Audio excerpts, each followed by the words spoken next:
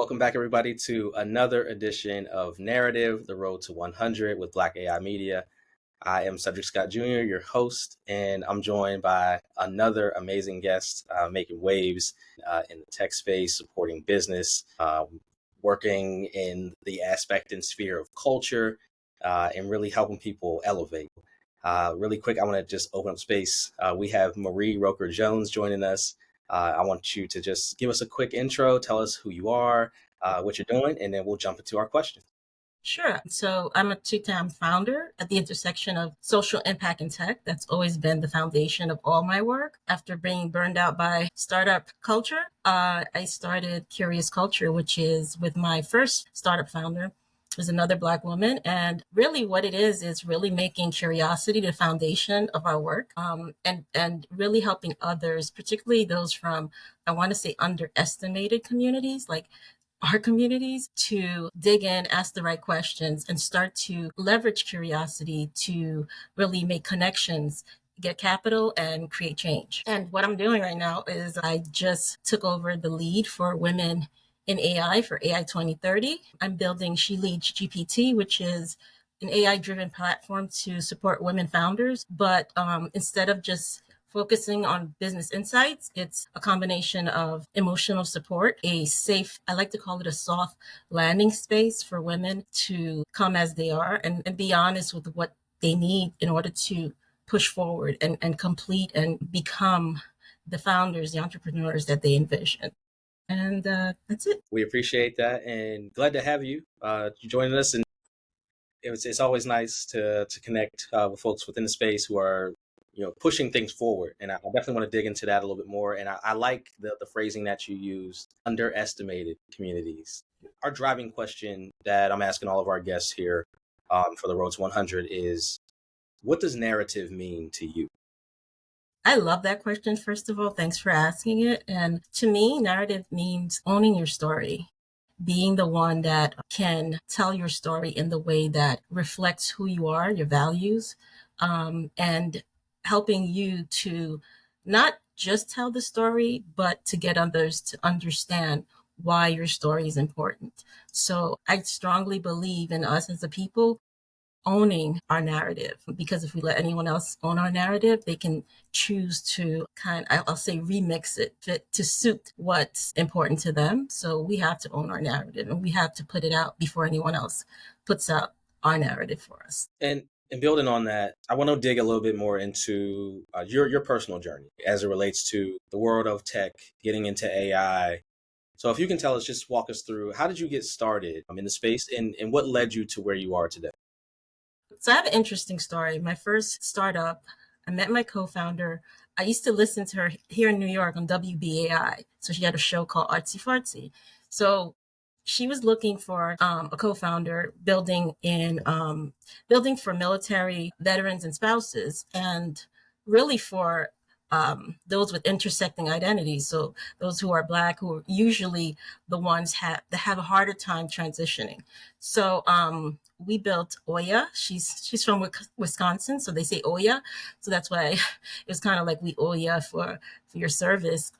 And so I always had this interest in, how do I immerse like the social impact aspect into tech. And so this gave me the opportunity to really understand, have conversations, and get to where are this was like 20, I want to say 10 years ago. So 2014, 2015, and dig into like what's happening, why we hear so much about lack of diversity in tech, but what's the real story? So I would ask questions, talk to employers, and try to do my customer discovery in a way that really helped to unveil what the real issue is. And I mean, we know what it is.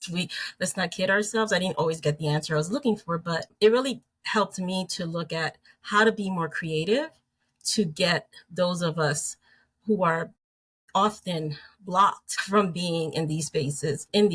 So it took a lot of creativity and working around different issues. So we did partnerships. We really tapped into startups that were innovating in a different way, and asking them, hey, are you looking to hire? And here's why you should hire. And here's, so yeah, we took risk. We were very early, but creativity played a whole role. And that is, as our culture, we are creative people. So we've, whether it's through survival or through just nature and who we are, we always find a way to make things happen. So, and I think you definitely tap into a few things that really align and make sense to me, but then also even thinking about where we are in the scope of technology implementation, AI, definitely with respect to creativity and building and creating and producing. And with that, I want to talk a little bit about curious culture, because I know that you started out. You said you mentioned doing a couple startups prior to, and now they're seeing what you're building out and where your focus is now. I'm interested to know, like, what was your motivation behind launching Curious Culture, and how did it all come to life? It kind of came to life after my second startup. That was really a an awakening for me. I had mixed experiences as a co-founder, but Barika, who's my first co-founder with Oya, said, "Hey, you know what? We both have all this experience, and we know the challenges we face and some of the mistakes we've made, and why not create like an innovation hub and a way for founders, investors to really dig into, are you asking the right questions? Are you really being curious enough in order for you to create the change, right?" And so this time, Varika said, you take the lead in this. And that's how really it was born. And it was a step back to assess the 10 years of being in the startup space and saying what's missing, how can I be kind of like a sounding board, whatever, to those who are coming up next? Not just be a precaution. Like, I don't want to be a cautionary tale and make people feel, say anything negative, but really, how can I present the realities of the startup, and how can I open doors for you? Like, for me, it's always been about, I don't hoard opportunities. I don't hoard my social network. So how can I make space for someone so they don't have to go through the same things I've been through? It's awesome. And yeah, and then I think some of the things I was thinking related to what you just shared was the idea and aspect around collaboration over competition, which is, I think, starting to become more prominent for sure, as people are realizing that I don't have to be the only one that exists here. And I think that that's beautiful. And I've even seen that, just even, for example, with this interview. It was Sharonda Davis who was featured. Definitely made the recommendation. Was like, you got to talk to Marie, and I was like, okay, So it's nice to kind of see that, and not just hear that this is a thing that we should be doing, but seeing that the hands are actually forming and shaping, this piece of artwork, if you will. And I appreciate you and commend you on that. And I'm interested, as you're discussing and sharing, being in the startup space for 10 years, having a couple of ventures prior to getting into Curious Culture. Was there a defining moment at any point where you realized that you could really have an impact from your work? There was. It was during the second startup was founded during the pandemic. And I just remember having conversations and not getting there was a lot of talk around DI, let's be honest, a lot of talk. And so, but from those conversations, I think I had 100 conversations. I knew that was all talk. Like, honestly, before even George Floyd, and even after then, everybody was kind of being a little bit more receptive. But even those conversations, I have to say, many of them were service level. They weren't, um, there wasn't anyone really saying to me or showing me, except for a few, that we're committed to this. And so what I had to do was, again, being creative, realize that. So our startup was, how do we help people, again, who are underestimated, get these jobs in tech? And we were just doing virtual hackathons as a way for, like, okay, you can build your experience. So flipped it and said, let's create hackathons where we bring our community with an employer, they bring their employees to build a solution for a nonprofit organization.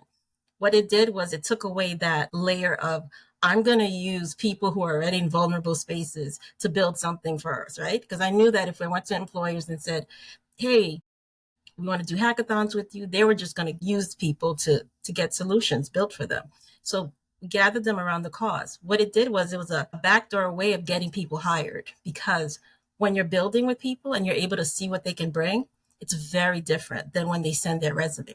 So and then when you're building around causes you care about, it takes away that barrier and that resistance, right? Because you're just like, oh, I care about this. And we made sure everything was social impact. So like it was justice for Black lives. It was like we did one on like policing the Black community. So it's really social impact driven, but it was people will show, oh yeah, I care about this, but really was I want my employees to do something. I want to be able to say we did something good, but it gave our community a visibility. It helped them to really show up and show people, here's what I can do. You weren't thinking about hiring me, but now we're in this hackathon together. What do you think? Right.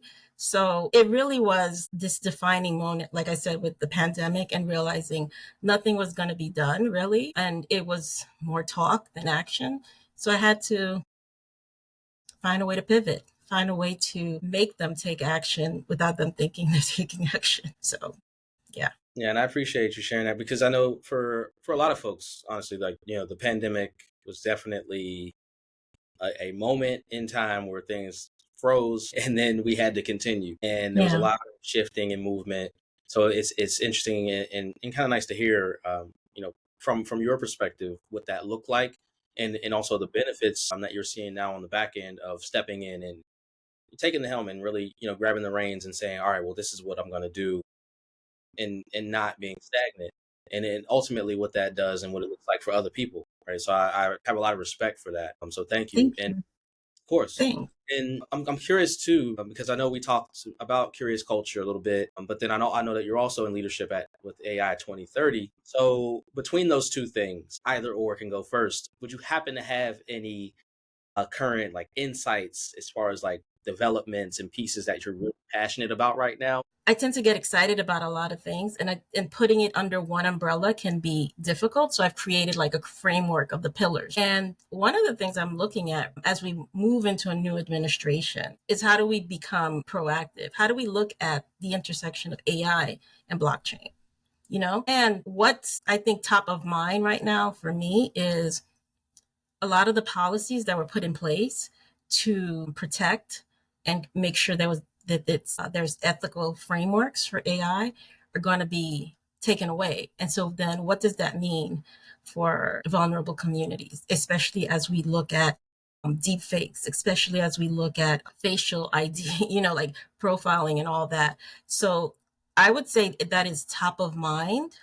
I would say that's something I'm exploring, as well as looking at how do I speak to those who are going to be or are in government about putting in safety measures for, again, who usually gets, I hate to say it, who usually is at the end of these when these protections are removed. It's our community. So I would say right now, top of mind is like, what does that intersection of blockchain and AI look like? How do we create, like I've been exploring, like tokenized trust frameworks so that we're using smart contracts and using things to ensure that what is being built is still ethical and it doesn't do harm to communities, to vulnerable communities. And within that piece of it, right, the ethics, do you find that that's where a lot of the, I guess, more unique challenges lie in the work that you're doing?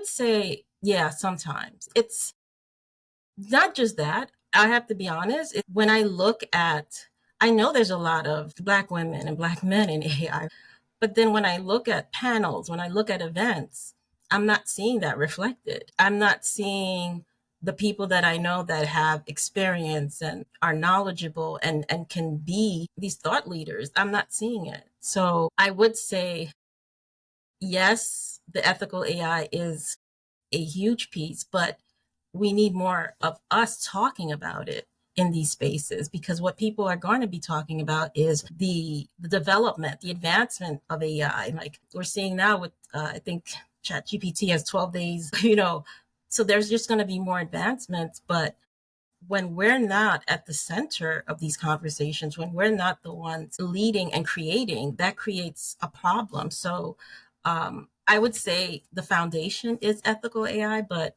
overall, it's what's going to happen. Where's that equity in this space? And I guess kind of shifting gears a little bit, and this can be related to curious culture or what you're doing with AI 2030. Can you point to any like very exciting outcomes that you've experienced where you were just like, I'm extremely proud of this right here, or I mean, even a couple instances or just networks and things like that that you've Yeah. experienced recently?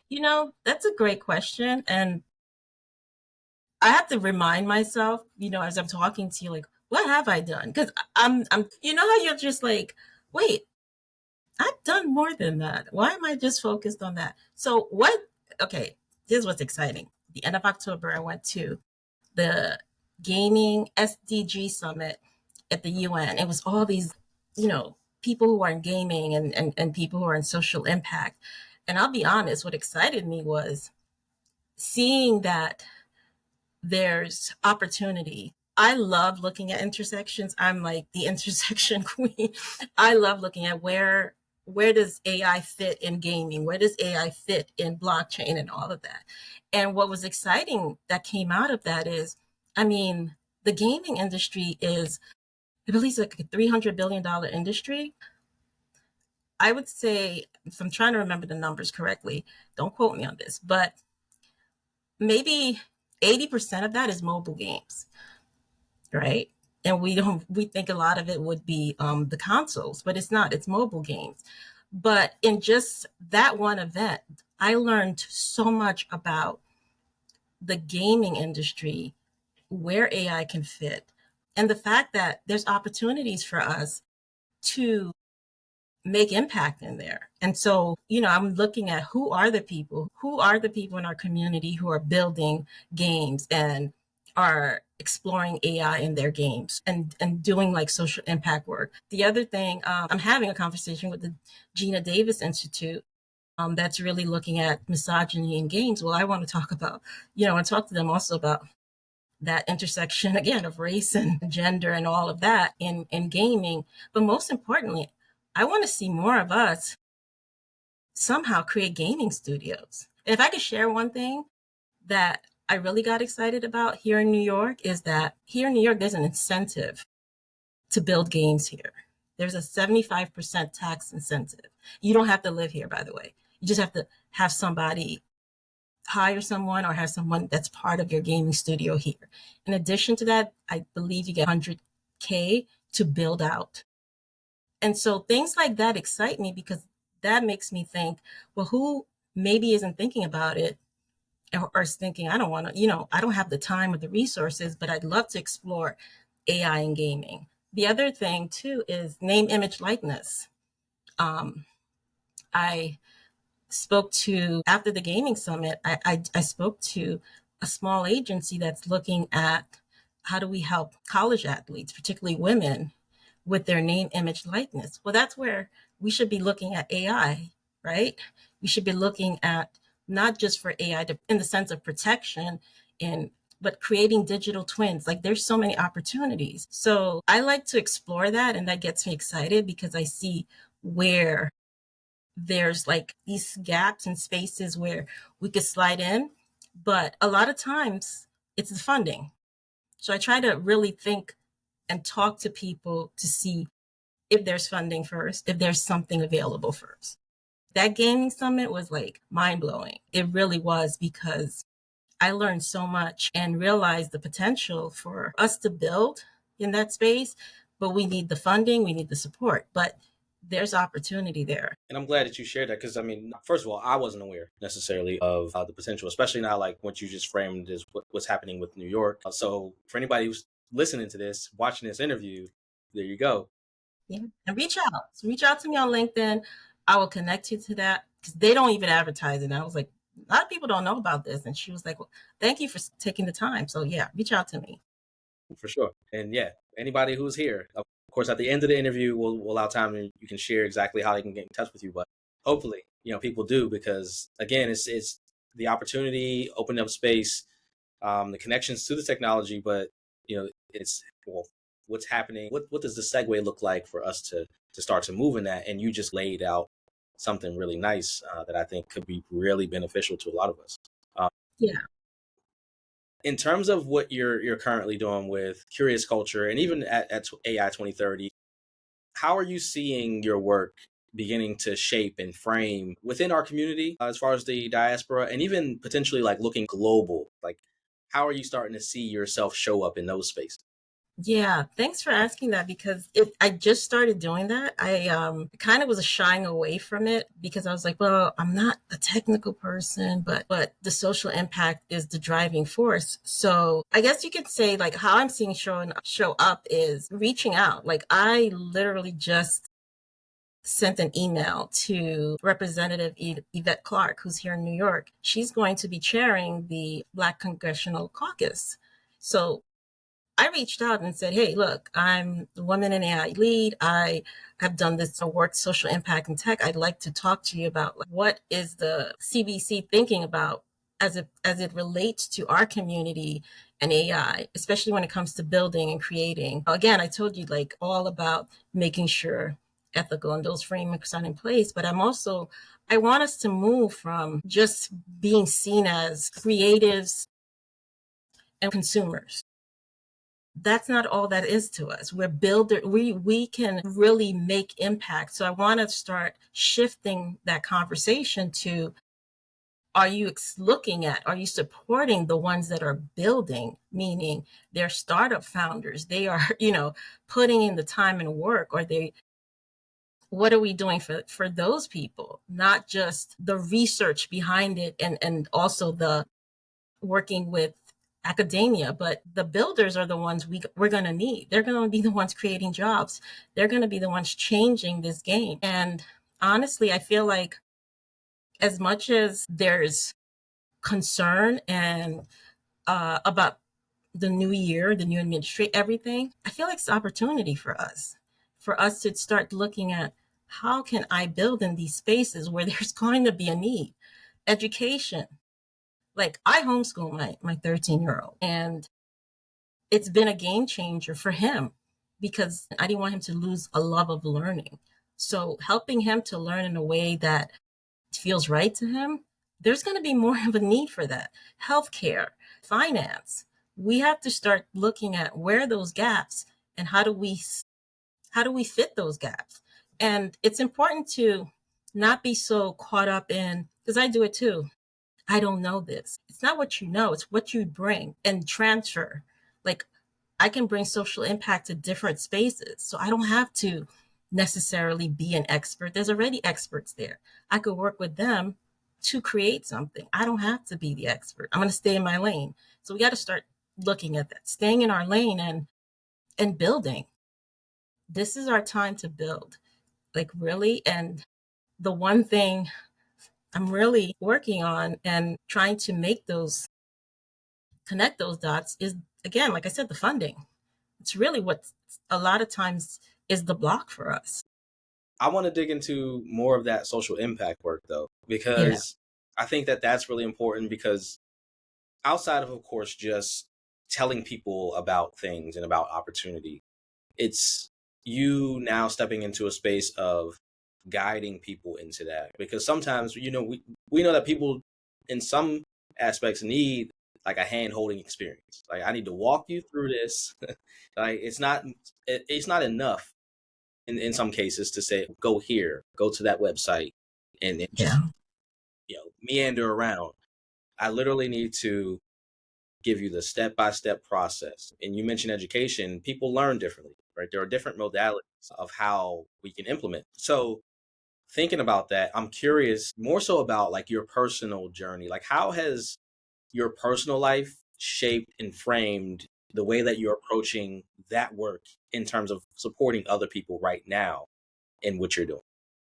Okay. Thanks for framing it that way. I'm so used to, and I talked about narrative. I try to put my story aside unless it's needed, right? Like I try to really look at who needs what and how do I put them first. again, it's something to work on, because then my going back to what I said, it's kind of making me realize my story has to be part of that. For me, it's been a couple of things. One, it's honestly being a mom and realizing that everything I do is, first of all, being watched, right? Because I'm one of the two parents that are setting the example, but also thinking about like the world, and social impact. Like, if I'm not framing that and showing that to my sons, then what type of Mike Tyson said, don't talk about legacy, but what kind of legacy am I going to leave for them if I'm not teaching them to make social impact the foundation of everything they do? And honestly, for me, I have to talk, it's been my mom. My mom set that in me at an early age. So it's always been, since I was little, I've always been like, who's being left behind? It doesn't matter what it was, like, who's being left behind and why are they being left behind? It could be something as simple as a classmate, but it's always been a question to me of, well, why aren't we creating this space of belonging? Why aren't we creating a space that, like you said, somebody can learn differently? Then why aren't we being patient enough to say, okay, you don't learn this the same way as all of us, but how can I create frameworks for you to learn this? So for me, it's my story is about, it's been part of my whole life. Social impact. It's been part of whatever you have, you give back. You don't hoard it. And whether it's tangible or not, whether it's resources, opportunities, connections, you don't hoard it. Because what do I gain from that? And I think more of us need to have that mentality of, what am I gaining from not telling you this? So for me, social impact comes down to, if I want to see better in the world, then I have to do my part in giving to the world. And granted, the world doesn't always give back to me. Sometimes it sucks, and that's a reality, but I'm not going to let that change me. I'm going to be who I am regardless. And but also be cautious, right? And think, if you've shown me who you are, I'm going to believe you, and I'm just going to move on to the next person. Yeah, social impact has been part of my life, personal life, for since I was a child. So I don't know how else to be honest. This is just who I am. Um, and I think that's what makes it, I can own my story. I just don't like to talk about it so much. I kind of frame it around other people. So thanks for making me bring it back to me. Of course. I mean, you're important, right, as a person. Yeah, And I I like think, that. yeah, building on that, there are like a lot of facets to you as a person, as a human, you know, a lot of hats that you wear. And what I find really valuable within that is how those things show up in the work that you do. And what I was digging into, which actually sets me up nicely for my next question, is more related, thinking about values. And I know that for Curious Culture in particular, you've outlined core values specifically there.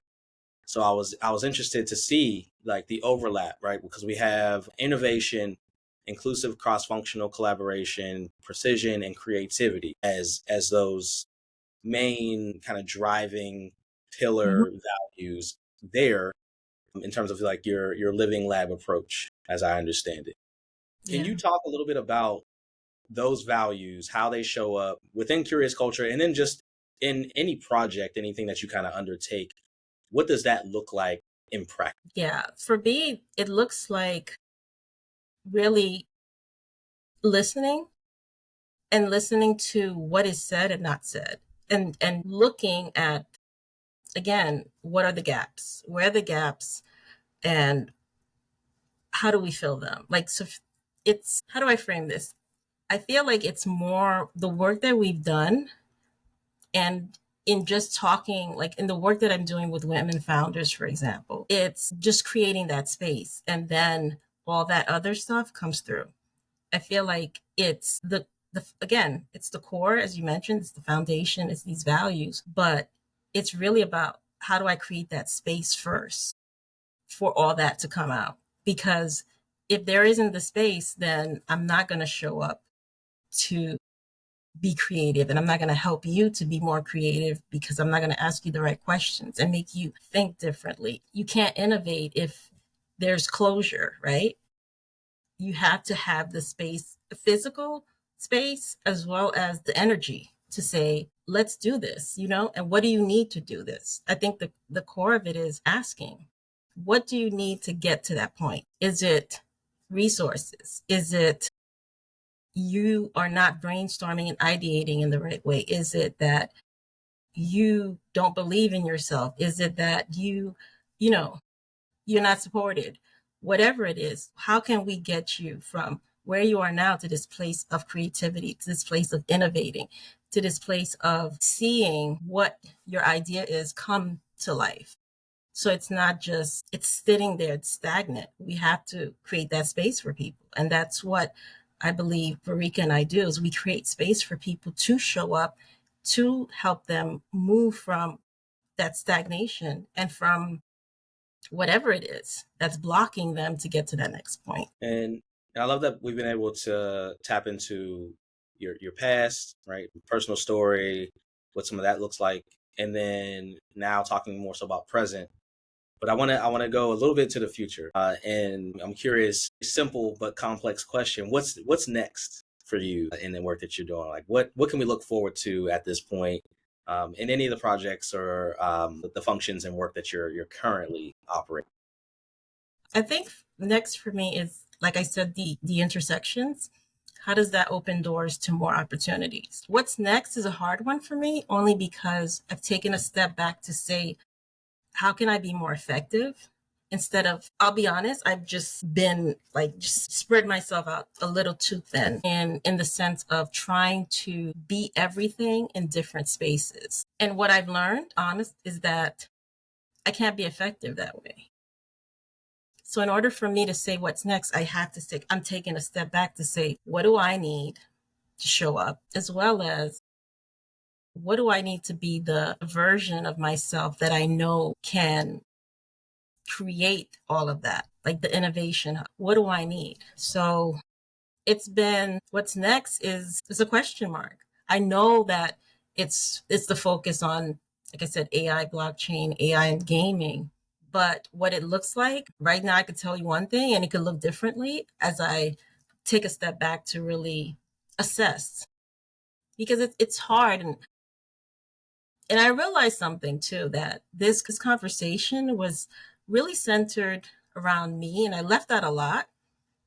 And you really did create a space for me to be myself and show up. But I realized I did hold back, and I'm thinking that the holding back is part of that protecting myself for what's next, right? And I mean, I left out a lot. I left out, I didn't talk about my husband's military deployments, and 5 of those. So for 5 years, I did a lot. Yeah. So, and also, I left out leading while having a chronic illness. There's a lot left out, but that's what's making me pause. And I think it's okay. I feel like it's okay, because I tend to be somebody who pushes through, pushes forward. So for me to pause, it's okay. And still like learn, because I am learning. I just, like I said, learned about gaming. So I'm learning. So what's next for me is how I'm going to show up through this. I don't know if I answered that the way you wanted. I have no ulterior motives in terms of how I want people to answer. Oh, I know. You just, you know what? You've created the space to just be myself. But I realized that in doing that, I was kind of like reserved. And until you said all that, I'm like, wait, I haven't said a lot. And I mean, I want you to know that that's completely fine for anybody listening or tuning into this, or any of that is completely fine, because that's all part of it, right? The idea around this is shaping and framing the story, right? Telling it from our own point of view and perspective. And sometimes that does not mean spilling our guts completely, on a platform at all. And with that too, I think there are two things that really resonated with me that stood out in terms of just ideas and things that I've personally have adapted. One being what I call the duck theory. And it's, if you've ever seen a duck, it's just coasting just right on along. But if you look underneath that water, it's going. And I think that understanding and reflection from a very human perspective is important for everybody. So while maybe the expectation of, well, what's next is deploying this product or this new initiative or whatever might be what somebody says, what that looks like for you in practice is actually taking a step back. That is next, right? That is action. Because the second component to that is something I actually heard was Denzel Washington, who said it to film students. He said something along the lines of, don't confuse movement with progress. Yeah. And I had to like really think and say, man, like you could be running on that hamster wheel or on a treadmill, and it's Mm-hmm. not the same as going outside and actually running down the street in terms of distance and where you actually go and end up. So I think the more important part of it is really understanding what the destination is. And I had a colleague as when I worked my last school, and then one thing she shared with me related to our students, it was an elementary school, and she said, listen, all the kids are going to get to the other side of the gym somehow. Some of them are going to run, some of them are So going to true. walk, some of them are going to skip, some of them are Mm-hmm. going to silly and crawl across the floor, but we'll get them all there. Yeah. Humans in general, child, adult, like we all we're gonna get there, right? So I just appreciate you taking a step back and even voicing those things aloud, because Yeah. again, like that is extremely impactful and powerful. And I think that anybody tuning into this and capturing the sentiments that you shared, like that all resonates. It doesn't have to be beautiful and polished, because we're not beautiful and polished all the time, We're not. which is amazing, right? With that in mind, though, I do want to think about a couple of other things. Ask you some kind of more fun, I think more creative kind of questions. I love the questioning, by the way. Like, I think I appreciate that you've made this space for me to show up. Of course, and I appreciate you showing up. So thank you. A little bit earlier, you mentioned how social impact and the work that you're doing can really be kind of transferable in different spaces, different industries, different fields. Are there any in particular? I know you named a few before, areas where we could really see some growth in development and building. Are there certain industries or fields that you think that this work would really be a great thing to implement? I think there's so many spaces, but I would say, and it's hard to answer that only because how different people define social impact in different ways, right? And so some people, when they think social impact, they think automatically nonprofit, charitable.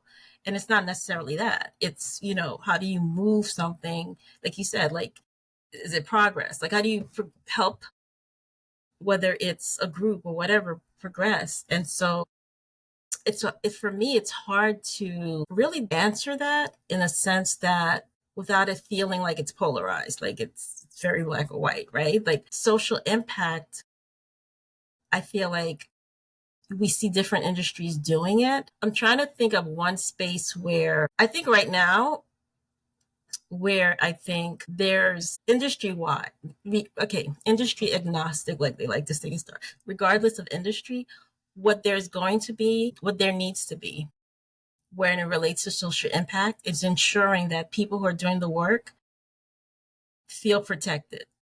What I've been seeing is that a lot of people who are in this space are concerned about what's next. They're concerned about their safety. They're concerned about funding.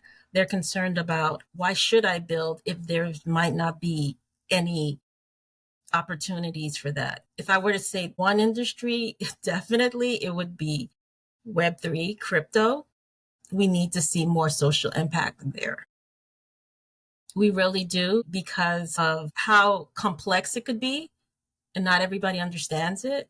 So we need social impact work to ensure that, first of all, people aren't losing money on meme coins or things. And that's on a minor level, right? And I shouldn't say it's minor because for some people, they'll lose a lot of money that is important to them. But more so, who are the people driving this? So that space needs social impact so that there can be more of a balance, because it's going to tip in the favor of those who don't think about social impact and who don't care about it.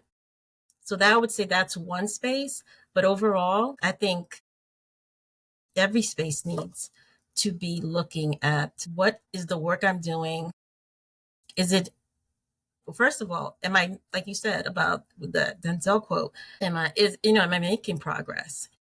What do I have to worry about? I mean, there's a lot to worry about as we move into a new administration. What's going to happen in that social? And I've been seeing it, whether it's dealing with the environment, education, healthcare.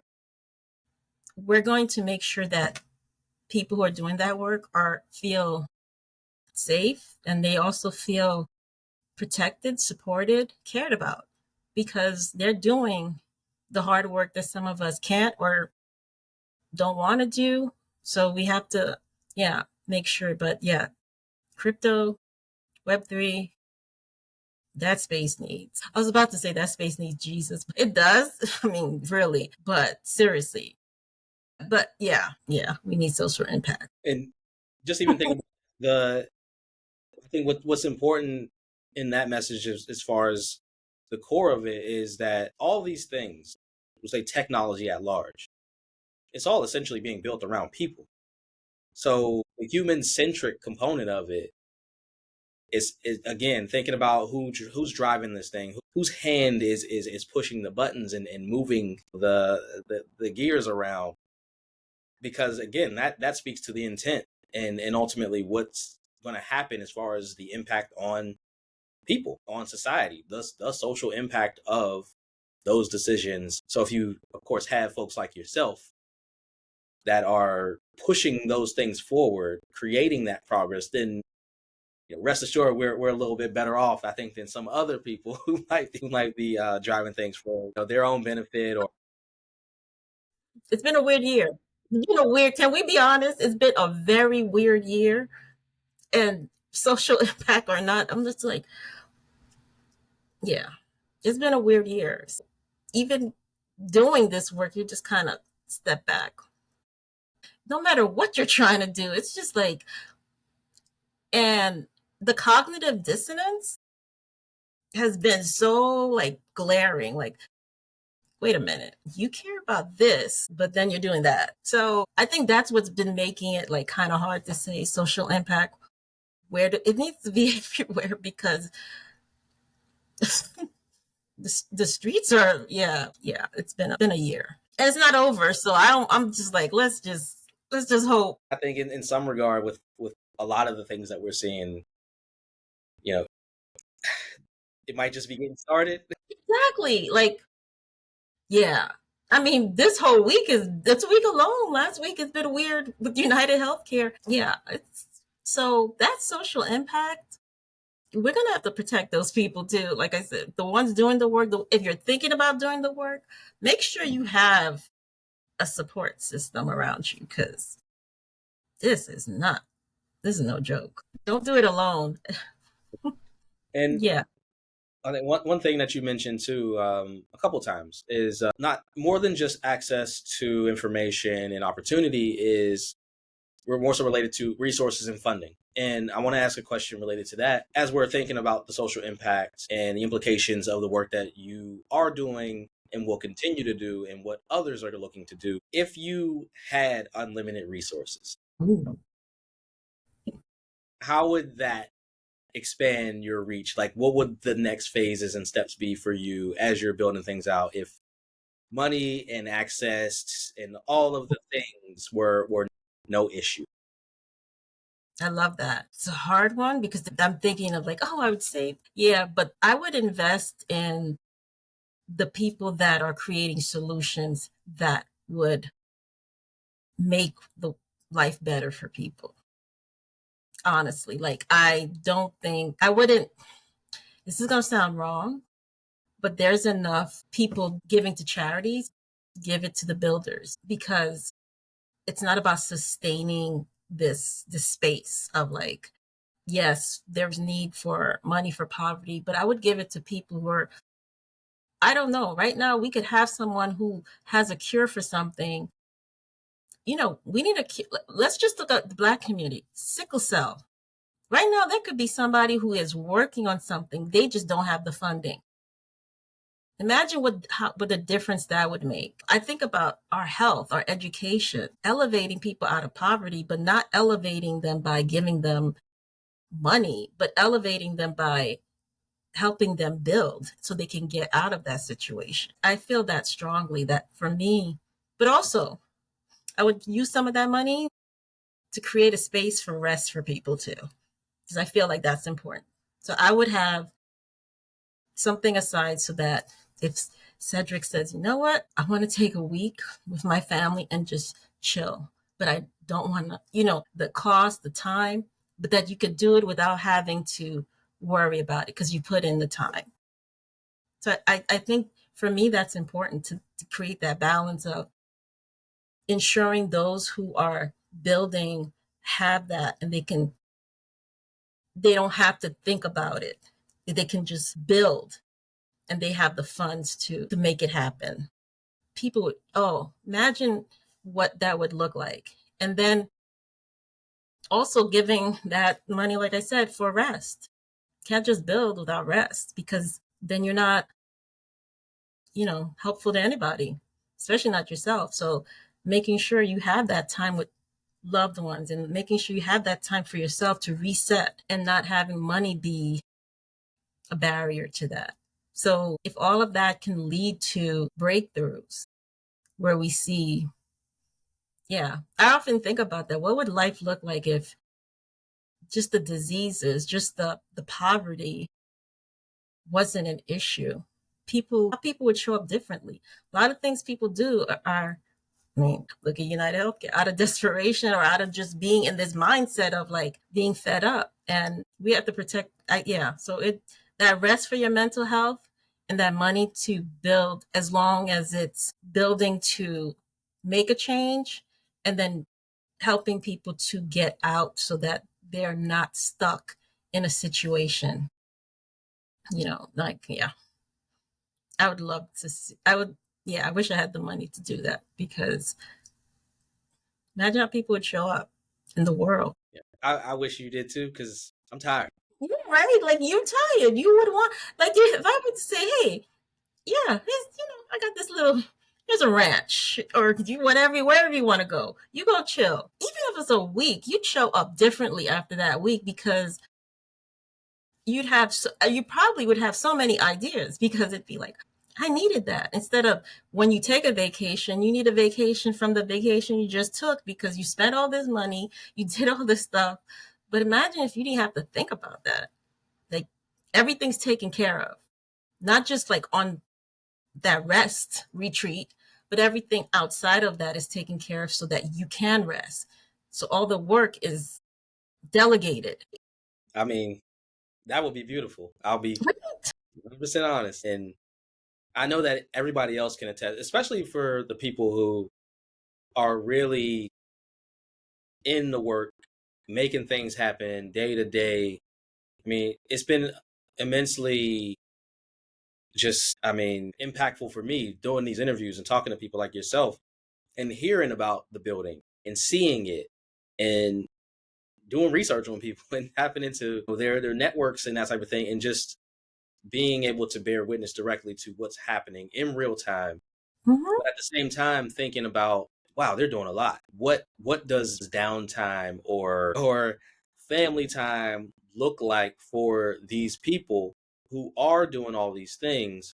And yes, it's amazing, but at the end of the day, you don't want anybody to get to a point where burnout sets in or they're not able to continue for one reason or another. So I love that idea. I'm trying to get one of these old family offices to adopt me, maybe. I don't know. I'm joking, but seriously, yeah. Yeah, but I think even the value in that, the setup and preface of that question was around you getting unlimited resources.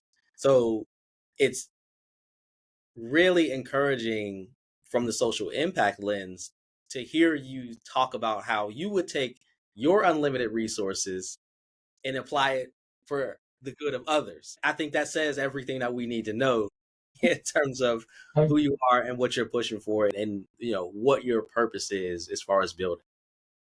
Yeah, it is. It's so funny because I wasn't even thinking about it, right? Like I didn't stop. I could have said, well, I'd go on a shopping spree, right? I could have done that. I mean, I would still have it's unlimited. I'd still have that.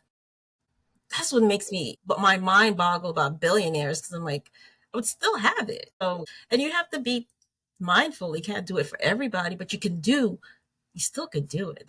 Yeah, that'd be fun and cool. And I know you mentioned earlier, Mike Tyson said, "Don't talk about legacy." We're going to. That actually happens to be my last question here before we wrap up, and let the folks know how they can get in touch with you, Yeah. become clients of your business. But the last question I have is, what legacy do you hope to leave behind in the world, in the space, as far as tech and AI, with the work that you're doing and just who you are as a person? Ooh, you know, that I used to be able to answer that, and now I want to say I want to leave a legacy of honestly just empathy. And what I say by that is like if one person, I shouldn't say one person, if people can remember, you know what, Marie created a space for me to be seen, heard, and valued, then that's enough. I mean, think about that. That could be nothing to one person and so much to somebody else. So if I could leave a legacy of that, and if I could leave that being the foundation for my sons, grandsons, granddaughters down the line, to realize that everything she did was from a space of empathy, and not perfection. I'm also human, right? But I took the time to be empathetic. That would mean I've done the work I've in the world, because this is what I say. I don't want to curse, so maybe I'll use a better word. This is a family friendly show. The world has enough jerks. Why do I want to leave more jerks in the world? So again, that empathy sounds like, damn, that's corny, but it's important. It really is, because we don't know how we make people feel, and we don't know and until somebody tells us or they show us. So yeah, I want my legacy to be empathy, if nothing else. I think empathy is more than enough, because there's not enough empathy in the world. My gosh, that wasn't Star Wars, right? I'm drinking or anything. I No, don't know that where was. that came You see that? It just felt right. It just felt right. We are creative people. You rolled with it. But That's what I yeah, do. I love it. Yeah. So yeah, and I'm gonna try to make sure I make that money so can dish out the rest. Listen. I'll be here. I'm gonna check the mailbox every day for my check. A bit check and a bit like I want to, that's a whole nother story. But I was thinking of like this whole decree, like when you're reading, like, wait a minute, wow, I would have it delivered, hand delivered. Yeah, I'd be extra about it. You know, I don't know. I was listening to Slick Rick earlier, and it made me think of like the whole. So yeah, I Scroll. would make it the scroll. Yeah, yeah. Why couldn't you just send me an email, like, or text? Nope, it would be extra. The whole scroll, the guy at your door. You're like, what? I've never seen this dude in my neighborhood. Why is he here? Like, yeah, I'd have him do the whole dress up, the hat, everything, the feather, and all of it. I would go all out to make it extra. That part I would, because I just would think it would be so hilarious. And then you'd probably be like, she's serious about this. Because if I just sent a check, say, hey, go relax. Like, yeah. Like, no, read the whole thing. And you can't leave till he's done. It's going to be long. Well, I'll be watching. I'm looking out my window right here in my office. So if I ever see that dude come down, I'm like, oh yeah, that's Marie. You can't miss him, right? Exactly. What's this horse doing? But oh man, Marie, it's been a pleasure sitting down talking with you. I've appreciated all your insights, you sharing your narrative. talking us through what you got going on, social impact. Take a moment, just let everybody know where can we connect with you, where can they, get in touch, and also, how can we support what you're doing in terms of business, become clients. I would say the best thing is LinkedIn, honestly. Um, and if you send me a message, connect first because I get a lot of spam messages. But LinkedIn, and right now, the support as I'm growing out women in AI and really probably in January going to be looking at what does that look like? Working with the founder of AI 2030 to lay that out. I want to make sure that Black women are getting that visibility that they need. So definitely reach out to me. If I could be a resource, yes. And if I can't, I'll find somebody else who can be that resource. That really is all I can say right now. Yeah, that pause is a real pause because I got to think about how I'm going to show up for 2025 and what do I need to show up. I know what I want to do. That's all good because there's probably 100 things I know I want to do, but how am I going to show up to do them is the real question. So if you have ideas, I'd appreciate that. Of I don't course. want coaching, please, but I want to make sure I put that out there because I'm gonna get thousands. Marie, I can help you now. Just ideas. And I think what you've given us is plenty, and we definitely look forward to seeing what you do in the future and how things are being built out, social impact, AI 2030, curious culture. Yes, you got our support. I'm here. Thank you. Yes, of course. Thank you. Greatly appreciate just your time. Thank you. And Thank for you. everybody tuning in, of course, for everybody tuning in, and if you've been following Narrative, The Road to 100 with Black AI Media, thank you for continuing to come back. If you are just tuning in, this is your first interview episode that you've seen, please go back at blackaimedia.com, check out all of them because some amazing people doing some great, phenomenal things. Check out all the resources there, including the chatbot collection, get your merchandise, all the great stuff at Black AI Media. Continue to support, and we look forward to driving this thing and continuing forward. Catch you all next time. Peace.